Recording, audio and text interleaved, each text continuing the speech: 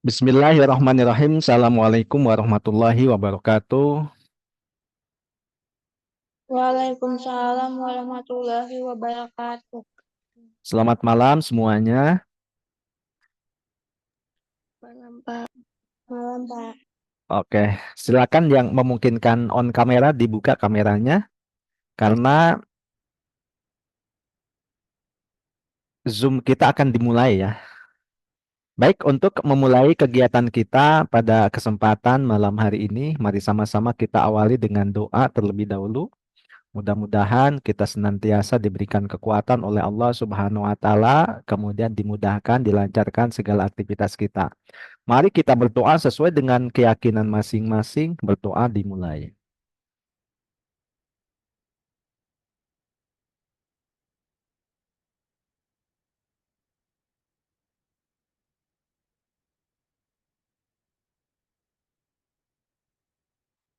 Berdoa selesai. Di pertemuan yang lalu kita sudah membahas tentang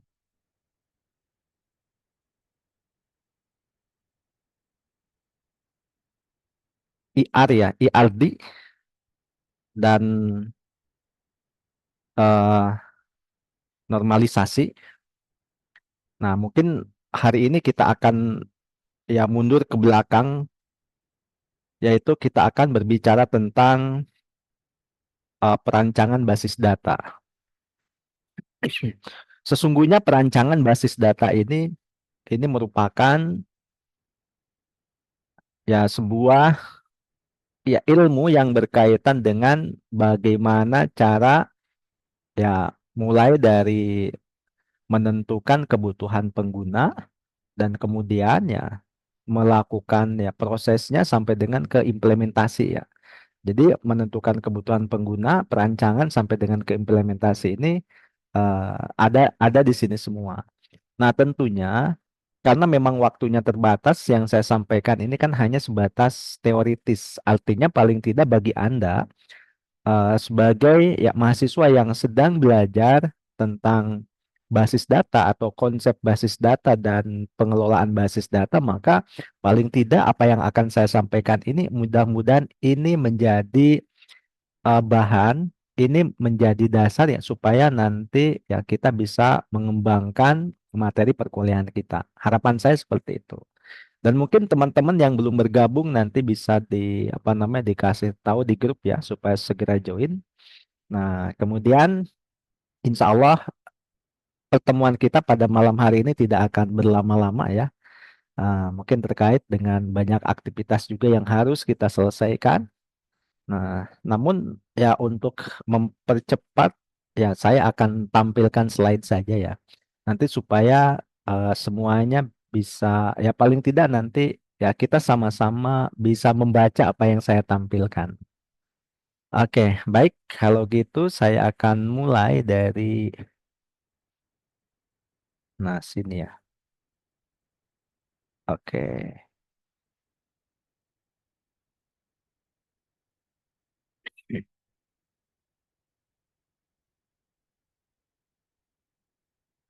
Apakah sudah terlihat slide-nya? Sudah, Pak. Sudah, Oke, Pak. baik.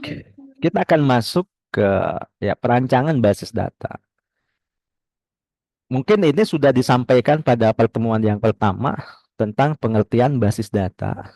Nah, di sini ada beberapa definisi tentang basis data. Di antaranya adalah sekumpulan data, data store, ya biasanya bisa dalam jumlah besar yang tersimpan dalam magnetic disk, optical disk, dan media penyimpanan sekunder lainnya.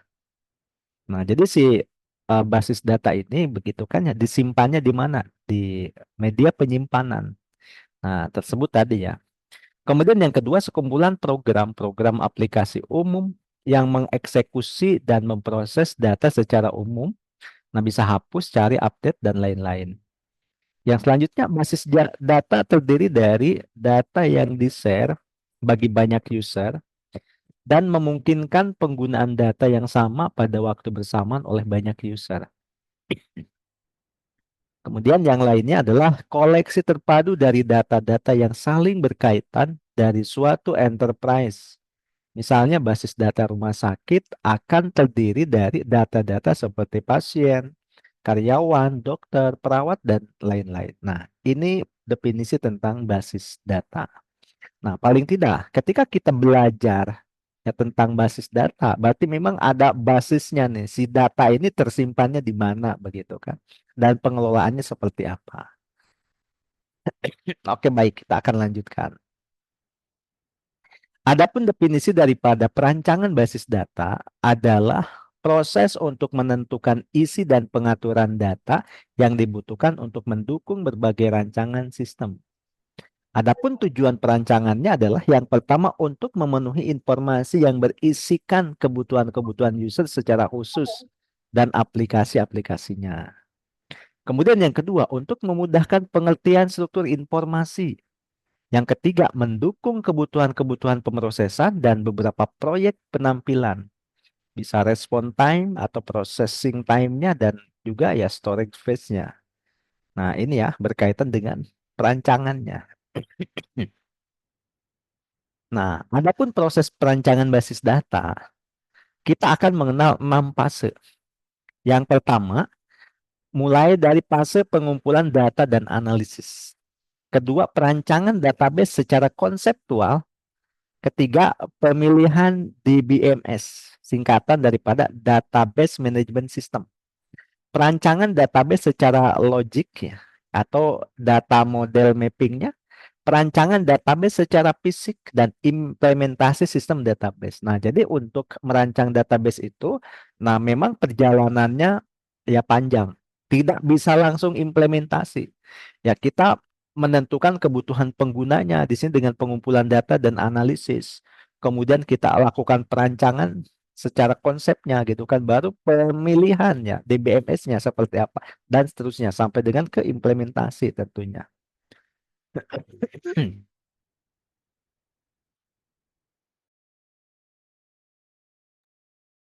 Ya, fase pertama adalah pengumpulan data dan analisa. Ini merupakan proses identifikasi dan analisa kebutuhan-kebutuhan data. Nah, makanya disebut dengan pengumpulan data dan analisa. Jadi, untuk menentukan kebutuhan-kebutuhan suatu sistem database, nah, yang pertama kali harus dilakukan adalah kita mengenal bagian-bagian lain dari sistem informasi yang akan berinteraksi dengan sistem database, termasuk para pemakai yang ada dan para pemakai yang baru serta aplikasi-aplikasinya. Ya, kebutuhan-kebutuhan dari para pemakai dan aplikasi inilah yang kemudian dikumpulkan dan dianalisa. Nah, ini kan. Jadi nanti datanya ini diambilnya dari mana? Datanya didapatkan dari mana? Dan bagaimana cara berinteraksinya? Kemudian siapakah usernya? Nah, makanya kita harus kumpulkan datanya, kemudian lakukan analisa. Nah, itu. Nah, kemudian yang selanjutnya adalah aktivitas-aktivitas pengumpulan data dan analisa. Nah, menentukan kelompok pemakai dan bidang-bidang aplikasinya. Peninjauan dokumen yang ada, analisa lingkungan operasi dan pemrosesan data, daftar pertanyaan wawancara. Nah, ini adalah bagaimana cara melakukan pengumpulan datanya.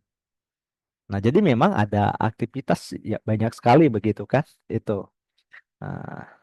Nah, mungkin di sini yang paling ya mudah gitu kan ya, kita bisa meninjau dokumentasi yang ada. Nah, tetapi kalau untuk meninjau dokumentasi yang ada kan kita harus biasanya ada prosedur izin gitu kan ya. Misalkan kita sebagai konsultan, berarti pihak ketiga, diminta untuk melakukan pengumpulan dan analisa data. Otomatis kepada sistem yang sudah ada, misalkan kepada sistemnya yang running, yang sedang berjalan, misalkan di rumah sakit. Otomatis otoritas tertinggi harus memberikan izin kepada kita. Nah, setelah diberikan izin kan baru kita melihat gitu kan ya. Mungkin ke divisi IT-nya ataupun nanti ke user-usernya siapakah yang itunya. Nah, itu kan minimal yang pertama kali ya kita ada nggak dokumentasinya begitu kan. Itu. Nah, jadi itu baru kita lakukan yang lainnya. Sampai dengan ya kita melakukan wawancara. Misalkan ada kebutuhan misalkan dari user A, user B ya mungkin ada yang memang kebutuhan baru yang tidak ada di dokumentasi atau di apa namanya di software yang atau perangkat lunak yang sedang berjalan atau sistem yang sedang berjalan itu. Nah, fase yang kedua adalah perancangan database secara konseptual. Nah, tujuannya apa? Menghasilkan konsep scam ya untuk database yang tergantung pada sebuah DBMS yang spesifik. Sering menggunakan sebuah ya high level data model. Nah, seperti IR gitu kan atau IIR model selama ini. Nah, kemarin kalau IR kan kita sudah belajar ya. Nah, kemudian dalam konsep scam ya, kita harus merinci aplikasi-aplikasi database yang diketahui dan transaksi yang mungkin. Nah, ini fase yang kedua. Aktivitasnya apa saja? Nah, di sini ada perancangan scam konseptual, yaitu menguji kebutuhan-kebutuhan data dari suatu database yang merupakan hasil dari fase satu dan menghasilkan sebuah konsep data scam pada DBMS Independent Model data tingkat tinggi seperti IIR. Nah, kalau IIR ini adalah Enhanced Entity Relationship Model. Nah, kemudian yang kedua, perancangan transaksi. Menguji aplikasi-aplikasi database di mana kebutuhan-kebutuhannya telah dianalisa pada fase satu dan menghasilkan perincian transaksi-transaksi ini. Nah, jadi kalau fase satu itu tadi analisis kebutuhannya, nah fase 2 itu sudah ke perancangannya gitu kan. Tetapi ini perancangan secara konsepnya dulu. Nah, gitu kan. Jadi secara konsepnya ya perancangan scam dan juga perancangan transaksinya. Jadi misalkan ada nanti kalaupun mau diimplementasikan itu seperti apa. Kemudian kalaupun memang ada transaksi, transaksi apa saja yang terjadi di sana gitu kan ya. Nah, itu. Nah, kemudian yang ketiga adalah pemilihan DBMS. Nah, pemilihan DBMS ini ditentukan oleh beberapa faktor ya. Nah, di antaranya ada struktur data, kemudian ada apa namanya personal gitu kan. Jadi struktur data ini jika data yang disimpan dalam database, nah kemudian nanti mengikuti struktur hierarki, maka ya suatu jenis hierarki dari DBMS harus dipikirkan. Kemudian yang kedua, personal yang telah terbiasa dengan suatu sistem, jika staf programmer dan dalam suatu organisasi sudah terbiasa dengan suatu DBMS, maka hal ini dapat mengurangi biaya, latihan, dan waktu belajar. Nah, kemudian yang ketiga lah tersedianya layanan penjual.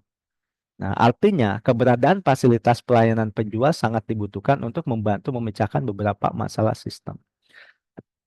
Karena biasanya kan kita memilihnya yang ini ya, kalau memang untuk enterprise yang berbayar begitu kan ya. Misalkan kita pilih Oracle datanya gitu kan itu. Ya mungkin kalau untuk latihan kan kita menggunakan MySQL gitu kan ya. Atau menggunakan SQL Server gitu kan itu. Nah, itu kan tinggal milih ya. Nah, mungkin dengan sesuaikan dengan budget yang kita miliki. Kemudian yang keempat teknik, keberadaan DBMS dalam menjalankan tugasnya seperti jenis-jenis DBMS. Nanti ada relasional, network, hierarki, ya, apa hierarkikal. Nah, struktur penyimpanan dan jalur akses yang mendukung DBMS. Nah, pemakai. Nah, ini adalah tekniknya. Nah, selanjutnya kita ke fase yang keempat, yaitu perancangan database secara logika. Nah, kalau tadi konsepnya sekarang adalah logika. Artinya logika ini sudah ke modelnya, ke pemetaan model datanya seperti apa. Nah, fase selanjutnya dari perancangan database adalah membuat sebuah skema konseptual dan skema eksternal pada model data dari DBMS yang terpilih. Nah, kenapa harus ditentukan DBMS-nya? Ya iya, bagaimana kita bisa merancang modelnya gitu kan kalau memang misalkan DBMS-nya belum ditentukan. Karena banyak sekali ya untuk ya perangkat lunak yang apa bergerak di bidang DBMS ini. Mungkin kita tinggal milih yang mana yang kita tentukan. Nah, fase ini dilakukan oleh pemetaan skema konseptual dan skema eksternal yang dihasilkan pada fase 2. Nah, pada fase ini, skema konseptual ditransformasikan dari model data tingkat tinggi yang digunakan pada fase 2 ke dalam model data di BMS yang dipilih pada fase 3. Nah, itu ya. Jadi bisa ke sini itu setelah memilih di BMS-nya, baru kita bisa melakukan perancangan secara logikal. Nah, adapun fase yang kelima, yaitu perancangan database fisik. Perancangan database secara fisik merupakan proses pemilihan struktur-struktur penyimpanan dan jalur-jalur akses pada file-file database untuk mencapai penampilan yang terbaik pada macam-macam aplikasi. Selama ini, perancangan ini apa namanya? Perancangan database fisik ini dirancang spesifikasinya untuk database yang disimpan yang berhubungan dengan struktur-struktur penyimpanan fisik, penempatan record dan jalur akses. Nah, ini perancangan database fisiknya. Nah, ini kemudian jadi ada penunjukan pemilihan perancangan database secara fisik. Yang pertama adalah kita lihat respon time-nya. Jadi waktu yang telah berlalu dari suatu transaksi database yang diajukan untuk menjalankan suatu tanggapan. Pengaruh utama pada respon times adalah di bawah pengawasan di BMS, yaitu waktu akses database untuk data item yang ditunjuk oleh suatu transaksi. Respon time ini juga dipengaruhi oleh beberapa faktor yang tidak berada di bawah proses pengawasan di BMS, seperti penjadwalan sistem operasi dan penundaan komunikasi. Nah, yang kedua adalah space utility. Jumlah ruang penyimpanan yang digunakan oleh file-file database dan struktur-struktur jalur akses. Dan yang ketiga adalah transaction, ya throughput. Nah, ini rata-rata jumlah transaksi yang dapat diproses per menit oleh sistem database dan merupakan parameter kritis dari sistem transaksi. Misal digunakan pada pemesanan tempat di pesawat, bank. Hasil dari fase ini adalah penentuan awal dari struktur penyimpanan jalur akses untuk file-file database. Nah, yang selanjutnya adalah yang terakhir adalah fase implementasi. Nah, implementasi sistem database tentunya ini merupakan fase yang terakhir. Jadi setelah perancangan secara logika dan secara fisik lengkap, kita dapat melaksanakan sistem database. Perintah-perintah dalam DDL dan SDL, nah, atau Storage Definition Language dari DBMS. Nah, yang dipilih kalau DDL itu Data Definition Language. Nah, ini kan mungkin nanti atau kemarin ya di pertemuan pertama ya ada ya istilah-istilah ini. Nah, dihimpun dan digunakan untuk membuat skema database dari file-file database yang kosong.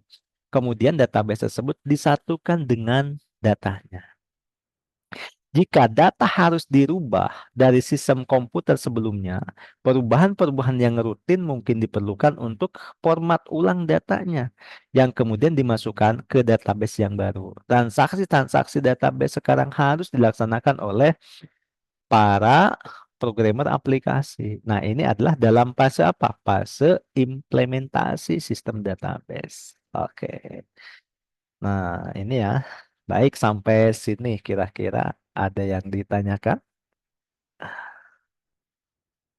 Bisa diikuti? Oke, mudah-mudahan bisa ya. Nah, selanjutnya adalah alasan perancangan basis data. Ini penting. Nah, sistem basis data telah menjadi bagian dalam sistem informasi suatu organisasi. Kebutuhan menyimpan data dalam jumlah besar semakin mendesak. Nah, jadi kenapa ada perancangan basis data ini ya? Jadi sistem basis data telah menjadi bagian dari sistem informasi suatu organisasi. Jadi mau tidak mau, begitu kan ya. Jadi ketika ada sistem informasi dalam suatu organisasi, maka butuh basis data. Nah, kemudian kebutuhan menyimpan data dalam jumlah besar semakin mendesak. Kalau memang tidak ada basis data, nah nanti mungkin datanya akan tercecer. Nah, supaya memang datanya bisa dikelola dengan baik, maka mau tidak mau kita membutuhkan basis data. Bahkan disimpan di tempat yang khusus. Nah, fungsi-fungsi dalam organisasi semakin dikomputerisasikan. Nah, jadi mau tidak mau kan, karena memang dalam organisasi sudah banyak menggunakan sistem ya terkomputerisasi, jadi mau tidak mau ya harus ada basis data. Kalau tidak punya atau tidak memiliki basis data, nanti datanya mau simpan di mana? Ya bisa saja kita memang secara pribadi tidak punya, perusahaan tidak punya, bisa nggak sewa? Bisa sekarang. Nah, cuman kalau sewa nanti kan mungkin ada biaya sewanya. Atau nanti lebih efisien sewa atau kita beli sendiri. Nah, ini mungkin bisa dihitung ya. Nanti antara analisnya bisa ngitung gitu kan ini. Kemudian selanjutnya, semakin kompleks data dan aplikasi yang digunakan, maka relationship antar data harus dimodelisasikan. Nah, kemudian terakhir adalah dibutuhkannya kemandirian data. Jadi ya kemandirian data ini artinya data yang kita punya ini tidak tergantung kepada data orang lain. Kalau ketergantungan apa yang terjadi? Kalau memang data itu dihapus, coba kita bisa akses tidak? Ya nggak bisa akses.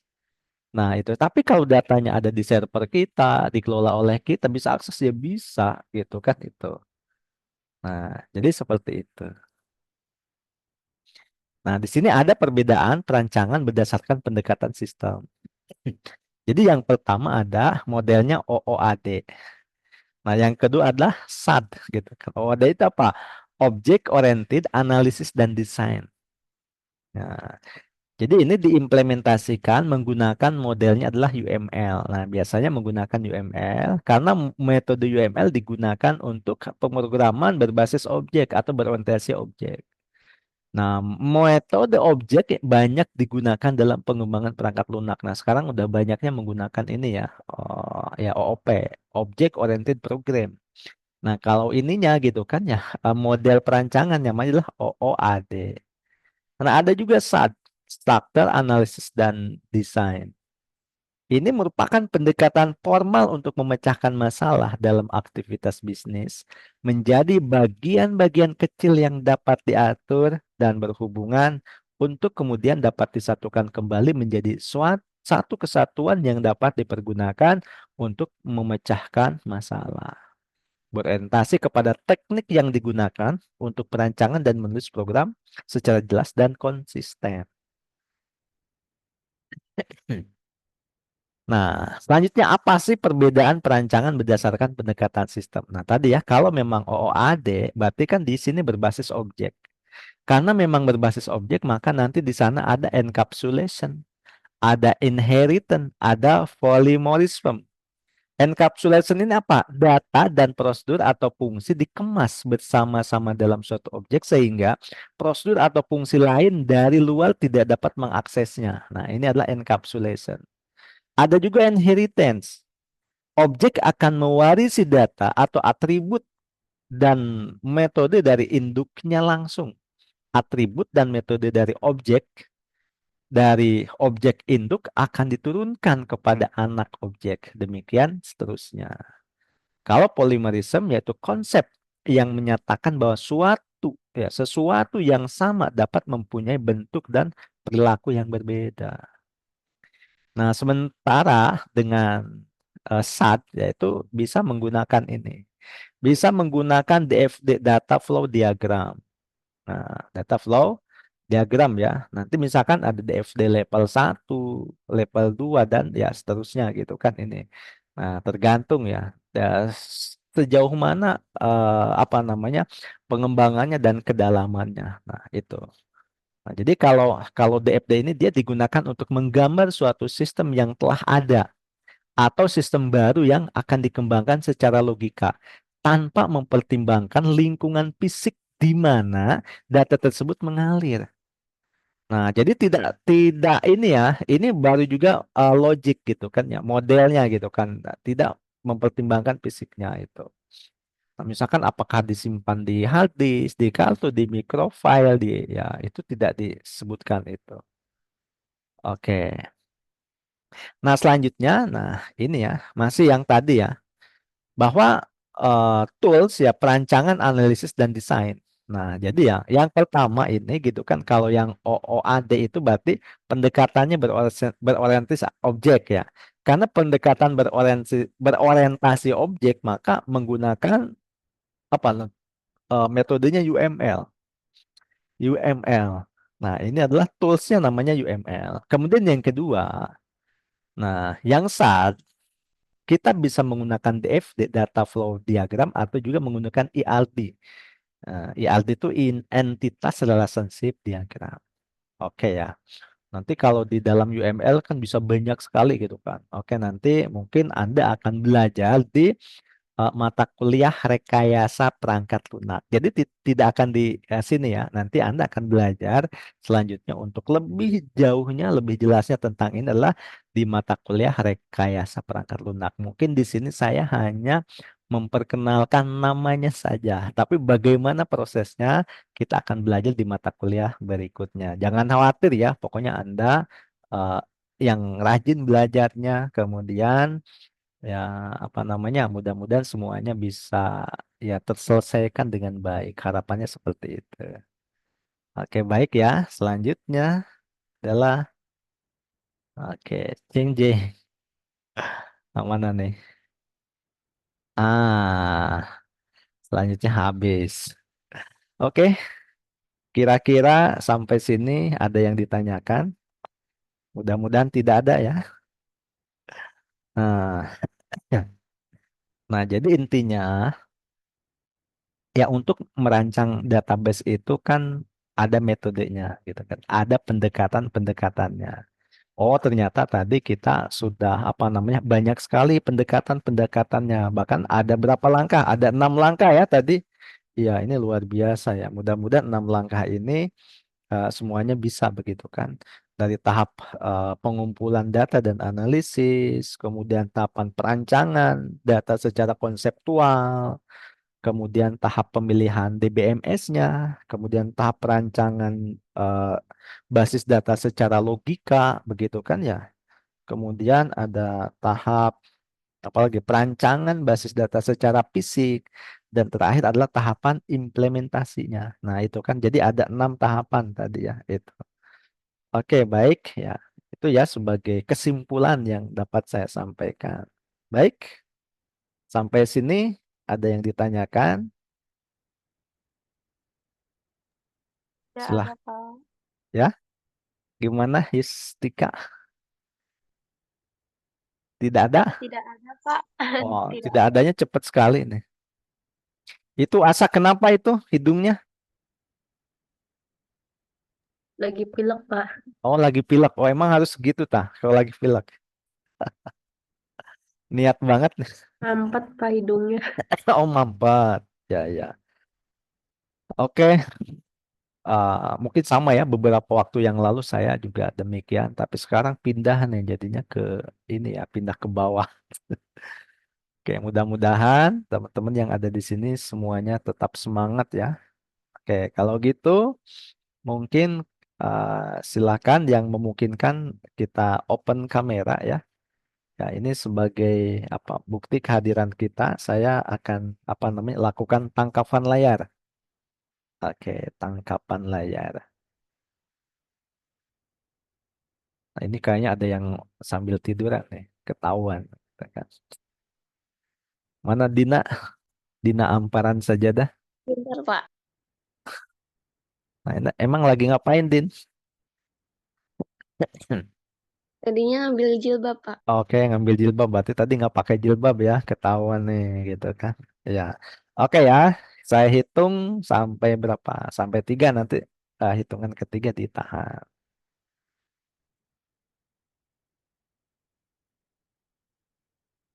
Oke, sebentar nih.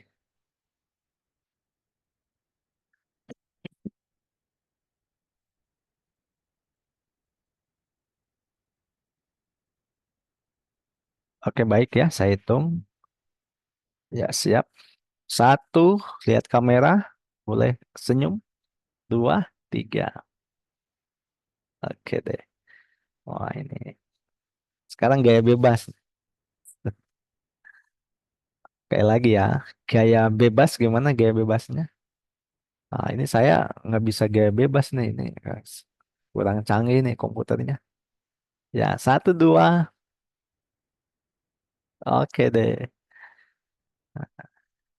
Ini Indah sama Widi barengan nih. Iya, Pak. Oh gitu. Emang lagi pada di mana? Lagi di kosan, Pak. Oh di kosan. Oke oke. Baik. Kalau tidak ada pertanyaan, kita akan tutup sesi kita pada kesempatan malam hari ini. Atau masih ada yang ditanyakan? Nah, mungkin untuk pertemuan minggu yang akan datang, saya belum bisa prediksi ya. Tapi nampaknya kemungkinan besar adalah online. Kemungkinan besar ya. Itu. Tapi mudah-mudahan nanti apa namanya kita bisa tatap muka begitu kan itu. Karena kemungkinan besar itu Jumat tuh saya masih di Jakarta. Oke, baik. Kalau tidak ada yang ditanyakan, kita akan tutup. Bagaimana? Iya, Pak. Tutup saja. Oke. Baik, kalau gitu kita tutup sama-sama dengan bacaan hamdalah. Alhamdulillahirabbil alamin. Ya, untuk Alhamdulillah. kesuksesan kita semua, mari kita tutup juga dengan doa di dalam hati kita masing-masing. Mudah-mudahan Allah senantiasa memberikan kemudahan dan kelancaran dalam setiap aktivitas kita, dan juga kita diberikan kesehatan, diberikan umur panjang, diberikan ya apa namanya kemudahan dalam melaksanakan tugas kita ya, terutama tugas perkuliahan. Dan mungkin ya hari ini Anda tidak ada tugas gitu kan. Oke ya. Nanti tugasnya minggu depan saja. Itu saja yang dapat saya sampaikan. Ya, pokoknya ya sebagai penutup gitu kan ya, untuk menjadi sukses itu sebetulnya ya modalnya adalah 4B. Apa itu 4B? Yang pertama adalah belajar dulu. Nah, ya misal memang setelah belajar kita belum sukses ya ada B yang kedua. B yang kedua adalah ya belajar lagi. Ya, kalau belum sukses juga sudah tanya sana sini, apa yang harus dilakukan? Ada B yang ketiga. Ya, B yang ketiga adalah belajar terus. Masih juga misalkan ini suksesnya belum full gitu kan ya, belum maksimal. Maka ada B yang keempat ya. Apa itu B yang keempat ya? Mungkin ini adalah ya sebagai umat Islam ya kita sebagai apa namanya apa ya orang Islam ini kan mengamalkan B yang keempat. Apa B yang keempat adalah ya long life education, yaitu belajar selamanya. Dari mulai ya kita dilahirkan sampai dengan nanti kita meninggal, pokoknya kita harus tetap belajar. Itu saja yang dapat saya sampaikan. Mudah-mudahan Anda menjadi orang-orang hebat dan dicintai oleh keluarga ya. Kemudian ya sukses sesuai dengan harapan orang tua. Nah, saya tutup pertemuan kita pada kesempatan malam hari ini. Ya, jangan lupa ya, setelah ini selamat beristirahat. Kemudian ya mudah-mudahan ya semuanya berada dalam keadaan sehat walafiat. Saya tutup. Wassalamualaikum warahmatullahi wabarakatuh. Waalaikumsalam Waalaikumsalam warahmatullahi warahmatullahi wabarakatuh. wabarakatuh.